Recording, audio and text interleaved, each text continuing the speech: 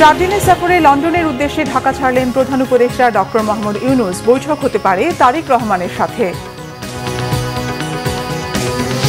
থাইল্যান্ডে চিকিৎসা শেষে ফিরেছেন সাবেক রাষ্ট্রপতি আব্দুল হামিদ। ওয়ারেন্ট নেই বলে গ্রেপ্তার করা হয়নি বললেন স্বরাষ্ট্র উপদেষ্টা। ঢাকা দক্ষিণে কোরবানির বর্জ্য অপসারণের কাজ সমাপ্ত। চলমান উত্তরে 3.5 লাখের বেশি চামড়া জমা পড়েছে সাভারের ট্যানারিতে।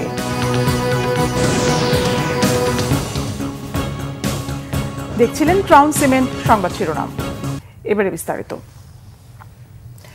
4 দিনের সফরে লন্ডনের উদ্দেশ্যে ঢাকা ছেড়েছেন অন্তর্বর্তীকালীন সরকারের প্রধান উপদেষ্টা অধ্যাপক মোহাম্মদ ইউনূস। সন্ধ্যা 7:30টায় প্রধান উপদেষ্টা ও তার সফর সঙ্গীদের নিয়ে এমিরেটস এয়ারলাইন্সের একটি ফ্লাইট শাহজালাল আন্তর্জাতিক বিমানবন্দর থেকে লন্ডনের উদ্দেশ্যে যাত্রা করে। বিশ্বব্যাপী গুরুত্বপূর্ণ অবদানের স্বীকৃতিস্বরূপ ডক্টর ইউনূসকে কিং চার্লস তৃতীয় হারমোনি অ্যাওয়ার্ড 2025-এর জন্য মনোনীত করেছেন রাজা তৃতীয় চার্লস। রাজা তৃতীয় চার্লসের হাত থেকে এই পুরস্কার গ্রহণ করবেন তিনি। ব্রিটিশ প্রধানমন্ত্রী কিয়ার স্টারমারের সাথেও দ্বিপক্ষীয় বৈঠক করবেন প্রধান উপদেষ্টা। 11 জুন Royal Institute of International Affairs Chatham হাউসে তার বিশেষ ভাষণ দেওয়ার কথা। এছাড়া এই সফরে বিএনপির ভারপ্রাপ্ত চেয়ারম্যান তারেক রহমানের সাথে বৈঠকের কথা রয়েছে ডক্টর ইউনূসের। সফর শেষে 14 জুন প্রধান উপদেষ্টার দেশে ফেরার কথা রয়েছে।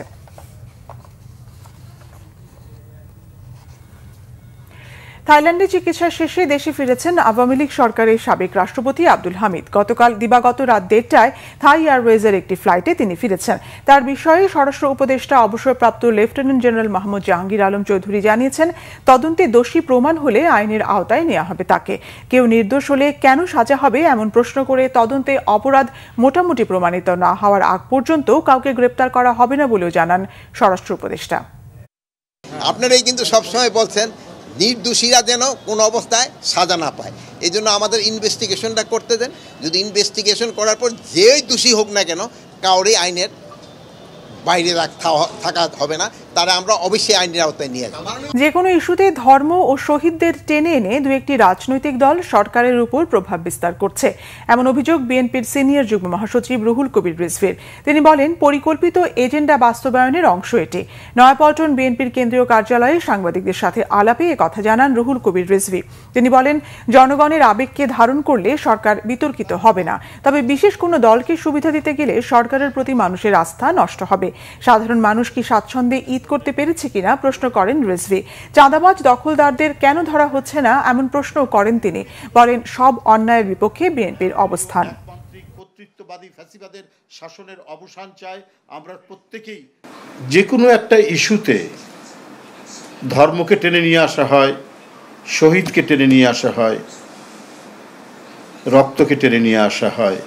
এটার উদ্দেশ্য হচ্ছে একটা পরিকল্পিত এজেন্ডার মধ্যে দিয়ে সেই রাজনৈতিক দল দুই একটি এই কথাটি বলছেন এবং সরকারের উপর তারা প্রভাব বিস্তার করছেন বলে আমার মনে হয় এবং সরকারকে তাদের পথে নিয়ে আসার চেষ্টা করছেন। সংক্ষিপ্ত সংবাদ বিবরণী। জাতীয় নাগরিক পার্টির উত্তরাঞ্চলের মুখ্য সমন্বয়ক সার্জিস আলম বলেছেন, দৃশ্যমান সংস্কার হলে এপ্রিলে নির্বাচন নিয়ে কোনো দ্বিমত থাকবে না। পঞ্চগড় শহরের চৌরঙ্গি মোড়ে সাংবাদিকদের প্রশ্নের জবাবে কথা বলেন সার্জিস আলম। এ সময় অন্তর্বর্তীকালীন সরকারকে নির্বাচনকালীন সংস্কার ও বিচারিক প্রক্রিয়া নিশ্চিত করার আহ্বান জানান। এ সময় তার সাথে ছিলেন জাতীয় নাগরিক পার্টির দক্ষিণাঞ্চলের মুখ্য সংগঠক হাসনাত আবদুল্লাহ। দলের পঞ্চগড় সদর উপজেলার সমন্বয়ক তানভীরুল বারী নয়ন সহ এনসিপির স্থানীয় নেতাকর্মীরাও এ সময় ছিলেন।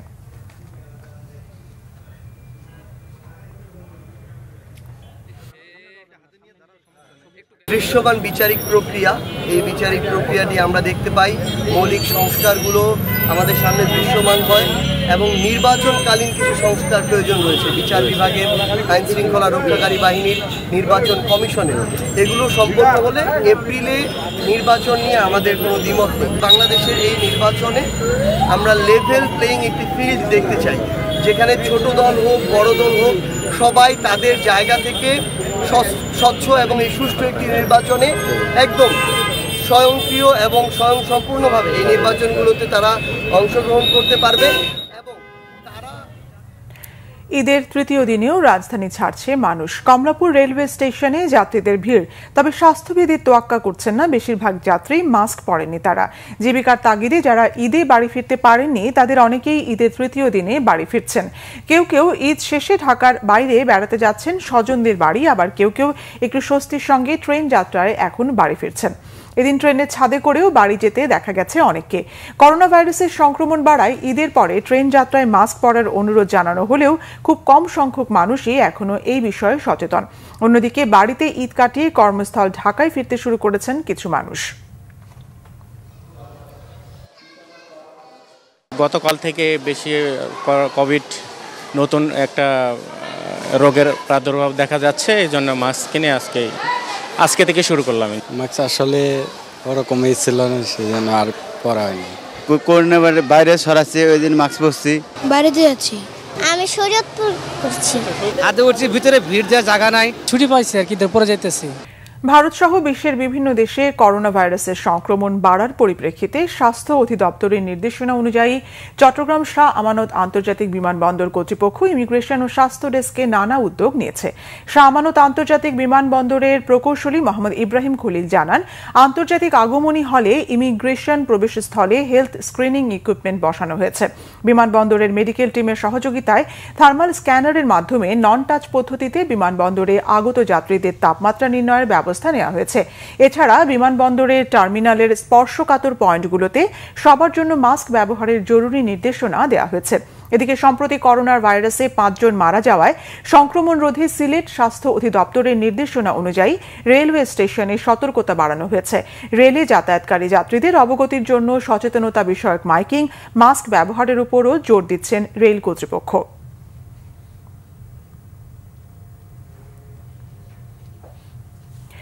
এবারের ঈদে ঢাকা দক্ষিণ সিটি কর্পোরেশনের 31,266 টন কোরবানির পশুর বর্জ্য অপসারণ করেছে, আর উত্তর সিটি 20,889 টন। কোরবানির বর্জ্য অপসারণ নিয়ে আলাদা সংবাদ সম্মেলনে ঢাকার 2 সিটি কর্তৃপক্ষ এই তথ্য জানায়। ঢাকা দক্ষিণ বর্জ্য অপসারণের সমাপ্তি টানলেও চলমান রেখেছে উত্তর সিটি। ঈদের তৃতীয় দিনের মাথায় আনুষ্ঠানিকভাবে কুরবানির পশুর বর্জ্য অপসারণ নিয়ে আলাদা সংবাদ সম্মেলন করে ঢাকার 2 সিটি কর্পোরেশন। সোমবার বিকেলে ঢাকা ওয়াসা কার্যালয়ে সংবাদ সম্মেলনে ঢাকা দক্ষিণ সিটির প্রশাসক জানান, ঈদের 3 দিনে মোট 1,66,788টি পশু কুরবানি হয়েছে। আর কুরবানির বর্জ্য অপসারণে দক্ষিণ সিটিতে 12,853 জন কর্মী কাজ করেছে। ঢাকা দক্ষিণের মোট 75টি ওয়ার্ডের 31,266 টন বর্জ্য অপসারণ করার কথা জানান তিনি। আমাদের প্রায় 12,853 জন কর্মী কাজ করেছেন এবং 2079টি যানবাহন আমরা ব্যবহার করেছি। আর আমাদের যন্ত্রচালিত বিশেষ ইকুইপমেন্ট 344টি আমাদের এই কাজে নিয়োজিত ছিল। 12 ঘন্টার ভিতরে শতভাগ বর্জ্য অপসারণ করা এবং পরের দ্বিতীয় এবং তৃতীয় দিনের বর্জ্য অপসারণ করা, এবং এখনও আমাদের কর্মীরা কিন্তু মাঠে আছে, তারা বর্জ্য কালেকশন করতেছে। একই দিন বিকেলে কুরবানির বর্জ্য ব্যবস্থাপনা নিয়ে উত্তর সিটিতে সংবাদ সম্মেলন করেন প্রশাসক। এবার উত্তর সিটিতে মোট 4,67,000 পশু কুরবানি হয়েছে। 20,889 টন বর্জ্য অপসারণ করার কথা জানায় ঢাকা উত্তর সিটি কর্পোরেশন। আজকে 2টা পর্যন্ত যদি আমরা আমাদের হিসাব ধরি, 2টা পর্যন্ত আমরা 20,889 টন বর্জ্য উৎপাদিত হয়েছে, যেটা আমরা কালেক্ট করতে পেরেছি এবং ল্যান্ডফিলে আমরা ডাম করতে পেরেছি। এখনও তো ময়লা জেনারেট হচ্ছে, এটা হচ্ছে একটা বড় বিষয়, কারণ আজকে বিকালেও কিছু কোরবানি হবে অনেক জায়গায়। তো সেগুলো কোরবানি হলে আমরা সেগুলো কালেকশন করব। তো সুতরাং অফিসিয়ালি আমরা ভেবেছিলাম আজকে ময়লা কোরবানির বর্জ্য অপসারণের আমরা সমাপ্তি ঘোষণা করব, কিন্তু সেটা আমরা কন্টিনিউ করব আমরা সমাপ্তি ঘোষণা না করে। কারণ হচ্ছে যে আমরা জনগণের সাথেও কথা বলে দেখেছি যে আপনারা এই যে পার্টিগুলোর মধ্যে মাংস বানানো হয় সেগুলো অনেকে কিন্তু রেখে দেন, 1 দিন 2 দিন পরেও সেগুলো ডাস্টবিনের মধ্যে কিন্তু পৌঁছান। অনেক জায়গায় এখনো বর্জ্য রয়েছে, তাই বর্জ্য অপসারণ কার্যক্রম চলমান থাকবে বলে জানান তিনি। ওবায়দুল্লাহ মামুন, বাংলা ভিশন, ঢাকা। সাভারের বেসিক শিল্পনগরী ট্যানারিতে এই পর্যন্ত 3.5 লাখের বেশি কোরবানির পশুর চামড়া এসেছে বলে জানিয়েছেন শিল্প মন্ত্রণালয়ের উপদেষ্টা আদিলুর রহমান। সাভারের হেমায়তপুরের বেসিক শিল্পনগরীর হলরুমে দুপুরে ট্যানারি মালিকদের সঙ্গে মতবিনিময় সভায় তিনি এ তথ্য জানান। এছাড়া সারা দেশে আরও 7,50,000-এরও বেশি চামড়া রয়েছে, সেগুলো খুব শিগগিরই ট্যানারি কারখানাতে নেয়ার ব্যবস্থা করবে সরকার। উপদেষ্টা জানান, ট্যানারির কেন্দ্রীয় বর্জ্য শোধনাগার আধুনিক করার উদ্যোগও নিয়েছে অন্তর্বর্তীকালীন সরকার। পরে তিনি একটি ট্যানারির কাঁচা চামড়ার ব্যবস্থাপনা পরিদর্শন করেন।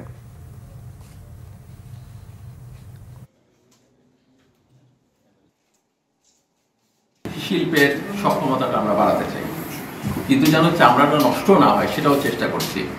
এই জন্যই এই রপ্তানির প্রশ্নটা এসেছে। এটা আমরা দেখছি যে আমাদের এই শিল্পের সংরক্ষণের জন্য যা করা সম্ভব আমরা করব। কোরবানিতে এবার 80 লাখ পিস চামড়া সংগ্রহ হয়েছে বলে ধারণা বাংলাদেশ ট্যানার্স অ্যাসোসিয়েশন বিটিএর। অ্যাসোসিয়েশনের সভাপতি শাহিন আহমেদ জানিয়েছেন, 2,000 কোটি টাকা চাহিদার বিপরীতে ব্যাংক থেকে পাওয়া গেছে মাত্র 125 কোটি টাকা। এই কারণে অনেকে চামড়া কিনতে পারেননি। তার নেতিবাচক প্রভাব পড়েছে চামড়ার দামে। এদিকে কোরবানির প্রথম ও দ্বিতীয় দিনে সংগ্রহ করা সব চামড়ায় লবণ দিয়েছে ট্যানারি ও আড়তগুলো। সরকারি নির্দেশনায় 10 দিন পর্যন্ত ঢাকার বাইরে থেকে কোনো কাঁচা চামড়া রাজধানীতে ঢুকতে দেওয়া হচ্ছে না। এবার ঢাকায় লবণযুক্ত গরুর কাঁচা চামড়ার দাম সর্বনিম্ন 1,350 টাকা এবং ঢাকার বাইরে 1,150 টাকা নির্ধারণ করে দিয়েছে সরকার।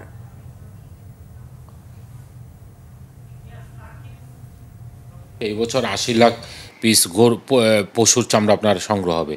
তো আমার মনে হয় যে এই বছর চামড়া আসলে নষ্ট হওয়ার আমাদের কাছে কোনো সংবাদ নেই। ট্যানারি মালিকরা কিন্তু আগামী 1 সপ্তাহ পর থেকে তাদের কেনাকাটা শুরু করবে। ওই সময় বাজারটা আপনার স্থিতিশীল হবে এবং যারা আপনার চামড়াটাকে যত্ন সহকারে আপনার প্রিজার্ভ করেছে তারা সঠিক মূল্যটাই পাবে। এবারে ঈদের ছুটিতে ঢাকায় থেকে যারা খুঁজছেন ভিন্ন রকম বিনোদন, তাদের জন্য দারুণ এক গন্তব্য হয়ে উঠেছে বিমান বাহিনী জাদুঘর। শিশু থেকে বড় সব বয়সী দর্শনার্থীর জন্য রয়েছে রাইড, লাইভ মিউজিক, থিয়েটার আর নানা আকর্ষণীয় আয়োজন। নিরাপদ ও স্বাচ্ছন্দ্য পরিবেশে পরিবার নিয়ে কাটানোর পাশাপাশি সুযোগ রয়েছে ইতিহাস, ঐতিহ্যকে জানার। শুভ ইসলামের রিপোর্ট। আল্লাহু আকবার, আল্লাহু আকবার।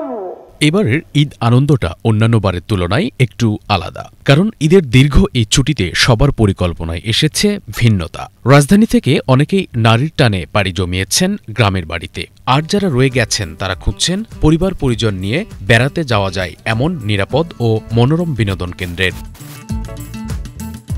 বেস ক্যাম্পে শূন্য ভাষার রোমাঞ্চকর এই অনুভূতি, কিংবা শিশুদের কার ফাইটিংয়ের অভিজ্ঞতা, এর সাথে রয়েছে নিরাপদে ট্রেন চালানোর এই ট্র্যাক। সব মিলিয়ে শিশুরা হারিয়ে যাবে বিনোদনের অন্যরকম এক জগতে। বিমান বাহিনীর জাদুঘর, আমি প্লেনটাই দেখেছি, হেলিকপ্টার দেখবো, আরো অনেক কিছু দেখবো। ট্রেন দেখছি, জেঞ্জার দেখছি, ব্রেক ডান্স দেখছি, অনেক কিছুই দেখেছি। এমনি আমার অনেক ভালো লাগে, আমি অনেকবার এখানে আগে অনেক আসছি, অনেকবার নাগরদোলায় উঠছি, আবার এই যে এটাতে উঠছি, আবার নৌকায় কি বলে ট্রেনে উঠছি। শুধু কি তাই, ঝর্ণায় শিশুদের খেলাধুলা ছাড়াও আছে বাহারি সব দোলনায় দোল খাওয়ার বন্দোবস্ত। খুবই ভালো লাগছে। এখন পর্যন্ত জিপ লাইন করেছি বেস ক্যাম্পে, তারপরে অনেক জায়গা ঘুরেছি, অনেক রাইডে উঠেছি। এবার যে নতুন রাইড হয়েছে জিপ লাইনে উঠেছি। তবে ব্রেক ডান্সের কথা না বললেই নয়, দুর্দান্ত এই ইভেন্ট নজর কেড়েছে সবার। এর বাইরে রূপকথা আর হরর দুনিয়া ঘুরে আসতে চাইলে আছে 7D মুভি থিয়েটার। এসব দেখতে দেখতে একঘেয়েমি চলে আসলে আছে লাইভ গান শোনার সুযোগ। এই ব্রেক ডান্স ছাড়া হচ্ছে ওই পাশের ওটা চড়া হয়েছে, আর কয়েকটা রাইডই মোটামুটি চড়া হয়েছে। আমি উঠছি প্রায় অনেক, ভালোই লাগছে। আশেপাশে অনেক মানুষজন, এনজয় করছি, ফ্যামিলির সাথে এসেছি। পরিবেশ তো ভালোই, কিন্তু যে এখানে যে ডিফারেন্ট টাইপসের প্লেন আছে এখানে উঠতে দেয়, তো বাচ্চারা সবাই এনজয় করে। শুধু শিশুরা নয়, বড়রাও নানান ইভেন্টে অংশ নিতে পারবেন এখানে। এই যেমন নারীরা মনের আনন্দে শূন্যে ওড়ালেন শাড়ির আঁচল, অথবা ট্রেন যাত্রায় হারিয়ে গেলেন ছোটবেলায়। চাইলে ওয়াটার বোটে চড়ে ঘুরে বেড়ানো যাবে মনোরম লেকে। এখানে বাচ্চাদের খেলার জন্য অনেক ভালো একটা অপশন আছে, সেখানে আমরা বাচ্চাদেরকে আনলাম, কিছু রাইডে উঠালাম। এই জাদুঘরে অনেক কিছুই জানার আছে, দেখার আছে। বাচ্চা কাচ্চারা একটা বড় খেলার মাঠ পাচ্ছে, কিছু ডিফেন্সিভ এক্সক্লুসিভ প্লেন যেটা ওরা দেখতে চায় নর্মালি, প্লেন, হেলিকপ্টার, এই টাইপের জিনিস, একটা ফাঁকা মাঠ, উড়োজাহাজ টিভিতে বা বিভিন্ন জায়গায় দেখে, সেই ফিল্ডটা দেখলাম যে আসার পরে বাচ্চারা খুব হ্যাপি। তো সেই ওই থেকে এগুলো একটু পার্থক্য মনে হচ্ছে আর কি, যেখানে আসলে বাচ্চারা একটু বিনোদন বেশি পাচ্ছে। অনেক ভালো লাগতেছে, এখানে আমি আরও কয়েকবার আসছি এই জাদুঘরেতে, বাচ্চা কাচ্চা নিয়ে আসতে ভালোই লাগে। এত ব্যস্ততার মাঝে ঢাকার কাছেই বিমান জাদুঘর, ওয়াইফকে নিয়ে আসছি, বাচ্চাকে নিয়ে আসছি, ভালোই লাগছে, ভালোই উপভোগ করছি। এখানে রয়েছে বলাকা, ড্যাকোটা, অটার বিমান, এছাড়া MiG-21, Mi-8 helicopter, trainer G-37 বিমান সহ অন্যান্য বিমানে ওঠা ও দেখার সুযোগ। এতক্ষণ যা কিছু দেখা গেল এসবই মিলবে আগারগাঁওয়ে বাংলাদেশ বিমান বাহিনী জাদুঘরে। এখানে আছে নানা ধরনের 30টির মতো রাইড, আরও বেশ কিছু নতুন রাইড যুক্ত করার কাজ চলছে। এই জাদুঘরে প্রবেশ মূল্য 50 টাকা হলেও মুক্তিযোদ্ধা, অসচ্ছল ব্যক্তিসহ নির্দিষ্ট কিছু ক্যাটাগরিতে বিনামূল্যেও প্রবেশের সুযোগ রয়েছে। ঈদের ছুটি চলাকালীন সময় সকাল 10টা থেকে রাত 9টা পর্যন্ত দর্শনার্থীরা প্রবেশ করতে পারবেন এই জাদুঘরে। জাদুঘরটির সার্বিক নিরাপত্তা ব্যবস্থাপনায় খুশি ঘুরতে আসা দর্শনার্থীরা। তারা বলছেন, শহরের অনেক বিনোদন কেন্দ্রেই পরিবার নিয়ে ঘুরতে গেলে নানা সময় বিব্রতকর পরিস্থিতির শিকার হতে হয়। এখানেই সেই উদ্বেগ বা উৎকণ্ঠা কোনোটিই নেই। বিনোদনের পাশাপাশি দেশের অনেক ইতিহাস, ঐতিহ্য দেখারও সুযোগ আছে চমৎকার এই জাদুঘরটিতে। পরিবেশ তো অবশ্যই সুন্দর, যেহেতু একটা ডিফেন্সের জায়গা, ওরা এভাবেই পরিষ্কার। তারপরে অন্যান্য থেকে মেলাগুলো থেকে এটা পরিষ্কার আমার কাছে বেশি মনে হলো। আপনারা যদি পার্থক্য বলেন সেই ক্ষেত্রে আমি বলবো যে এটা বেস্ট, বিকজ আমি তো অনেক জায়গায় গিয়েছি, বাচ্চাদেরকে বোঝানোর মতো, মানে ভালোভাবে বোঝানোর মতো অনেক অপশন আছে। সো এটা ওয়ান অফ দ্য বেস্ট জায়গা আমি বলবো। আমার কাছে খুব ভালো লাগে, আমি ওইখানে কয়েকবার আমার হাজব্যান্ডের সাথে আসছি। খুব সুন্দর একটা জায়গা, ফ্যামিলি নিয়ে বেড়ানোর মতো। প্রাইম লোকেশন আর সহজে যাতায়াতযোগ্য হওয়ায় একটু অবসর পেলেই বিনোদন প্রেমীরা ভিড় জমান এই বিমান বাহিনী জাদুঘরে। সহজলভ্য, পাশাপাশি বিভিন্ন ধরনের আকর্ষণীয় রাইড থাকায় বিনোদন প্রেমীদের আকর্ষণের কেন্দ্রবিন্দুতে পরিণত হয়েছে এই বিমান বাহিনী জাদুঘর, এমনটি বলছেন এই ভ্রমণে আসা ব্যক্তিরা। শুভ ইসলাম, বাংলাভিশন, ঢাকা। বিএনপির জাতীয় স্থায়ী কমিটির সদস্য সালাউদ্দিন আহমেদ বলেছেন, দেশে যত শিগগির সম্ভব সুষ্ঠু ও নিরপেক্ষ নির্বাচনের মাধ্যমে রাজনৈতিক ও গণতান্ত্রিক সরকার প্রতিষ্ঠা করতে চায় বিএনপি। বিকেলে কক্সবাজারের পেকুয়া উপজেলা বিএনপির নবনির্মিত কার্যালয় উদ্বোধন শেষে এক সমাবেশে তিনি কথা বলেন। এ সময় সালাউদ্দিন আহমেদ আরও বলেন, বাংলাদেশে ফ্যাসিবাদী আওয়ামী লীগের একদলীয় শাসনের অবসান হলেও তারা দেশে এবং বিদেশে বসে নানা ষড়যন্ত্র করছে। তারা বিভিন্ন উস্কানিমূলক বক্তব্য দিয়ে দেশে অস্থিতিশীল পরিস্থিতি সৃষ্টি করার তারা করছে। ষড়যন্ত্র মোকাবেলায় সকল গণতান্ত্রিক শক্তিকে ঐক্যবদ্ধ থাকার আহ্বান জানান বিএনপির এই নেতা। প্রধান উপদেষ্টার নির্বাচনের রোডম্যাপ যেন অনিশ্চিত হয়ে না পড়ে সেই বিষয়ে লক্ষ্য রাখার তাগিদ দিয়েছেন জামাত ইসলামীর আমির ডক্টর শফিকুর রহমান। পাশাপাশি নির্বাচনে যুবক ও প্রবাসীদের ভোট নিশ্চিতের দাবি জানিয়েছেন তিনি। মৌলভীবাজারের বড়লেখায় জামাত আয়োজিত ঈদ পুনর্মিলনী অনুষ্ঠানে এসব কথা বলেন তিনি। অভিযোগ করেন, প্রবাসীদের রেমিটেন্স যোদ্ধা বলা হলেও নাগরিকত্বের প্রথম অধিকার ভোট থেকে বঞ্চিত হচ্ছেন তারা, যেটা ঠিক নয়, আর এটা মেনে নেওয়া হবে না বলেও জানান ডক্টর শফিকুর রহমান।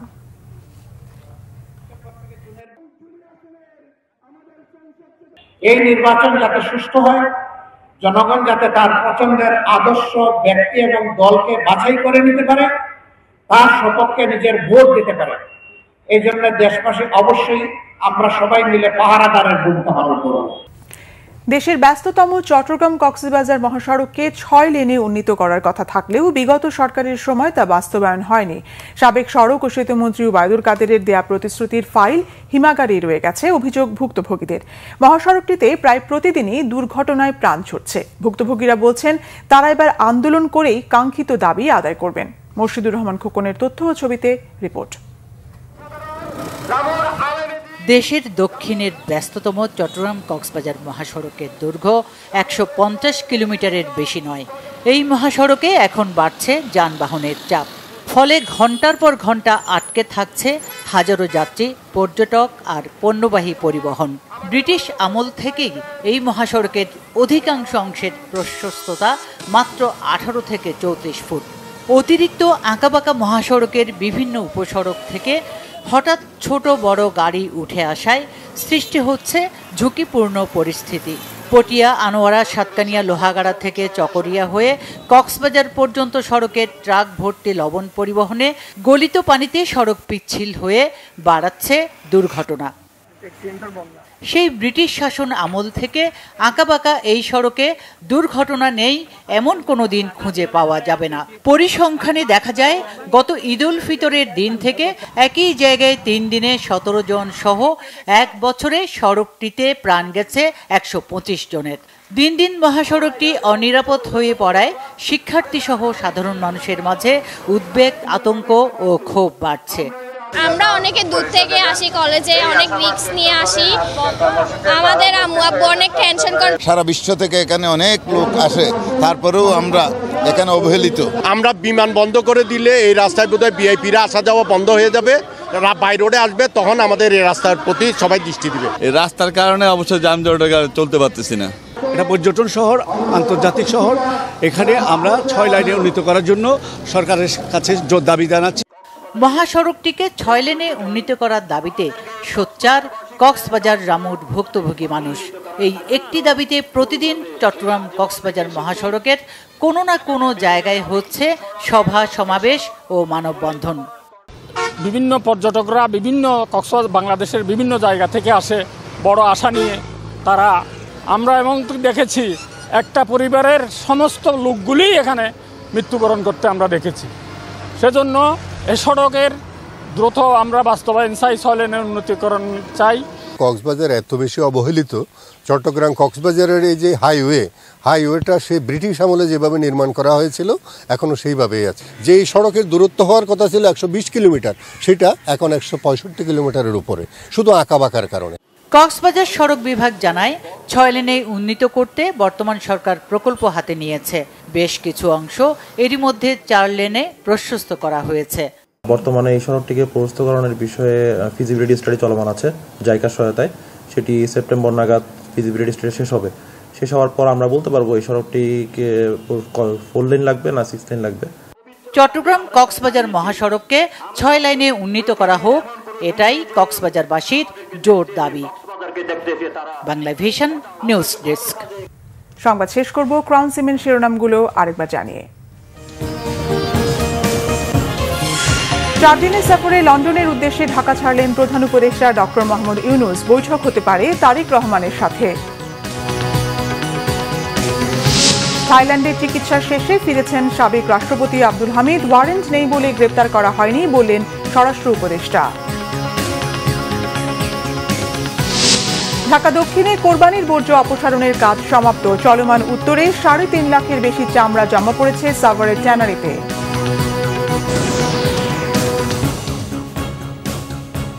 এই ছিল এখনকার মতো। পরের সংবাদ রাত 10:30টায় দেখার আমন্ত্রণ রইল। ধন্যবাদ।